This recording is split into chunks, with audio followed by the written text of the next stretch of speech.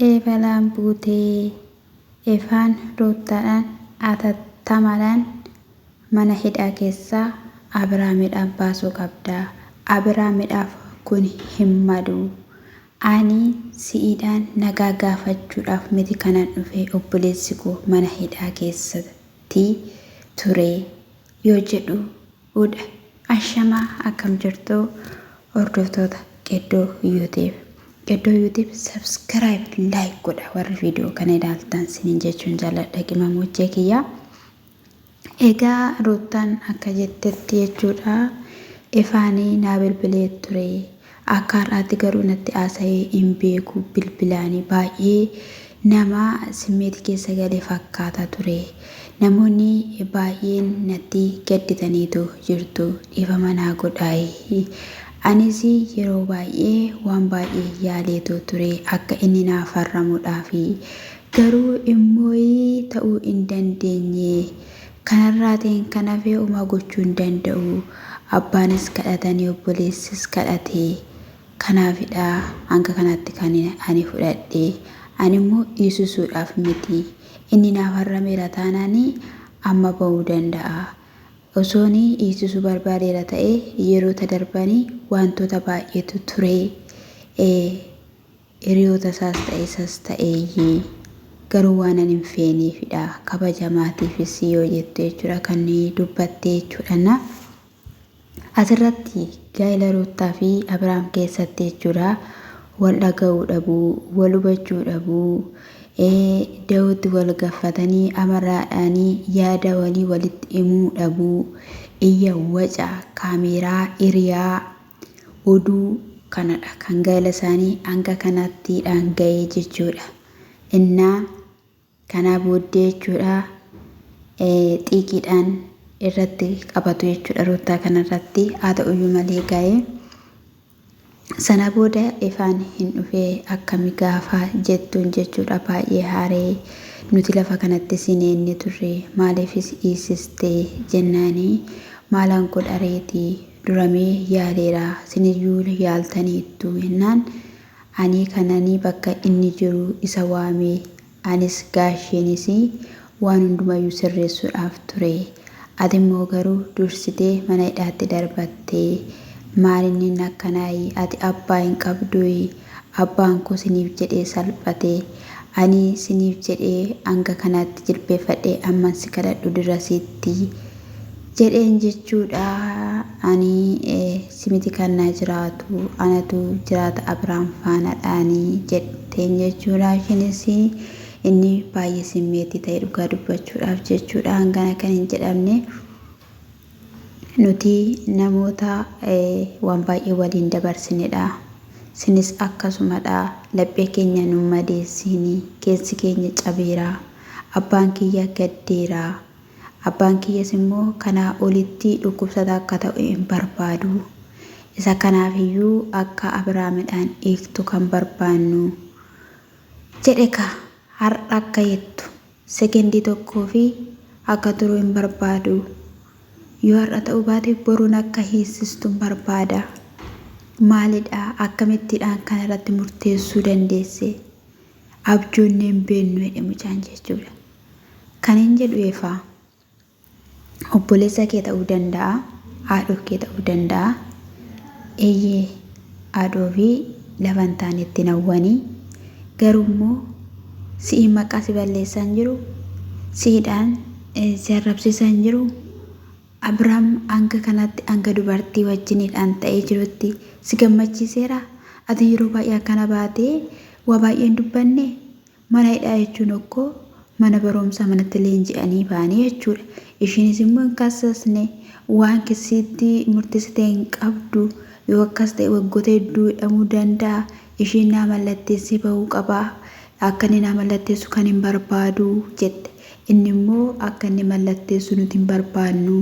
Osoo akkas ta'ee nuti yeruma duraayyuu mallatteessii fi xumuriin jennuuni akkasin adda baatan hin barbaannu. Tokko taatanii gaa'ela keessanitti akkasin jiraattan miti nuti kan barbaannu jedhee egaa jechuudha.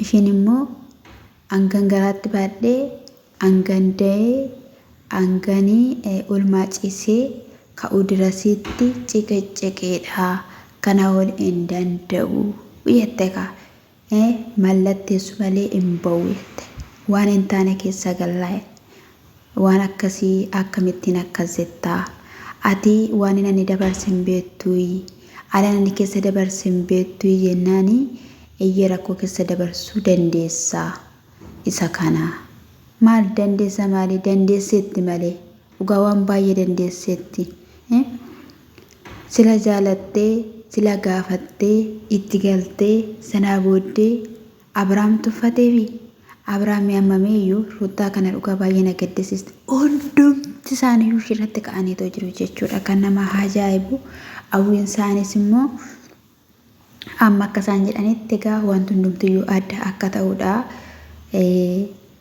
yeroo inni mana hidhaa keessaa ba'e immoo waan haasofnu ni qabna waan dubbannu ni qabna amma hin dubbadhu amma waan hin jedhu tokkollee hin qabudha kan inni jechaatu jiru maal akka ta'e waan isaan beekamu kaleessa turtan abbaa keessoo ta'e gaashiyyeessoo ta'e jechuudha gara Ruutaa dubbatan yoo ta'e iyyuu keessi isaanii gara Abrahaamidha ishiin waan miiteen qabdu waan na balleessiteen qabdu ammallee Abrahaamidha maalidha jedhu malee gaafa Abrahaam bira ga'an Abrahaam miti kan sosoban moo gubachaa laballabamaa akka isheen jiraattu barbaadan dhugaa irratti hundaa'e inji dhugaan seen jedhe ishiin iyyuu tasgabbaadha ifaanii waan hundumayyuu ta'e kan inni yaadu siin jettee osoo waa'ee kiyaasawaa jirtu ati ufte gilfil eeyyeesitti dhagahamuu danda'a badiisaatti sayyisise yookiin gaa'ela kanatti qabatee seera qabeessaadhaan kinoo jedhee of kenneef hin jiraanne yookiin immoo sin fedhu jedheenii irraa gargar hin baane Abrahaam fi Ruutaan waliif hin ta'an Abrahaam Ruutaan tuffateera maatii ishii tuffateera sinii galee Ruutaan xiiqii qabatteetti xiiqii ta'anga kanatti akka ishii deemsisu taasise osoo immoo jechuudha jaalala isaanii tokkummaa isaanii barbaadaniitu ta'e kaleessa maaliif hin araarsine obboleessa kee deebii isiif hin taatu dubartiin kun si balleessaa jirta tabbaa gaa'elaati maan jedhin akka har'a godhatte mee akka har'a dubbattee haasofte Abrahaamitti haasofteetta ifaa kaleessa argiteetta haa ta'u garuu immoo itti haasofne akkattiidhaan wal sossobaan turreesin sii sirbaan turree Abrahaam sitti qalladaan turree siras maalisuu ta'edhaati yaada malee fageessitanii yoo yaaddan dubartii sila taatee fi sila ani dhugaa dubbachuudhaaf waan hin dubbadhu nabe jechuudha waan hin jedhu nabe jechuudha ani dhugaa dubbachuudhaaf innan akkasittidhaan ittaaru naan lolaa jirtame jechaa turte jechuudha na baay'ee dhugaa dubbachuudhaaf ishii kaffaasise jechuudha na hanga of keessatti gadi bu'achuu dirasitti geesse jechuudha sababno sayyumu gaashiyeen hin dhufe gaashiyeen akka hin dhufu taasiseen ture garuu immoo rakkootu uumama waan hin taanetu ta'a jedheen maaltu uumama gaashee faana wanti ta'u hin jiru jetteen inni funxurra jedhee achi deemee isheen immoo ana akkanatti ana aarsayyuu jedheeyyuu iyyaanne akkana ta'ayyuu jedheeyyuu iyyaanne na hubata jedheen yaadeen ture ani ammasii wanti barbaade yoo ta'e ani waan hin godhu hin qabu seeratu of harkaa qaba inni farrameera taana seerris wanti inni godhu hin jiru hin baasa amma isaanii dhaqanii maal jedhu sanitti fakkaate hin farrameeni nan jaaladha jedhiini hin dhiisu jedhiini jedhuni Ruutaan immoo achi geessee yoo hin barbaadu jette inuma farrama wanti fidu hin jiru ati mirga keetidha mirga keeti jechuudha namittiin kun in dhiistu du'a lubbuu ishii malee ermeellaan jireenya Abrahaam keessaa hin baatu gadi dhiisiif siif boru Waaqayyo cubbuu waan hin hojjenneef waan hin miineef jireenya sii kennuu danda'a jireenya itti fufaa itti miti rasiniyyuu jechuudha innaa ammoo warri giruubii dhattanii jechuudha ofii ishiitii gaafattee ofii soqolatteetti galtee bagadha ifaanii obboleessa isaa irratti shakki tokko hin qabu obboleessa isaa ina mana hin jaalataadhani jechuudha na kana isaa odeessanii jechuudha na dubartii kana kan gadi dhiqan iyyuu ni jiru jechuudha na An akka kootti jaalala gaafachuunshis cubbuu ta'ee natti mul'atu. Abrahaam isuunshis cubbuu ta'ee natti mul'atu. Narratti sagaagaliini narratti dubartii bira faana namaa oolte.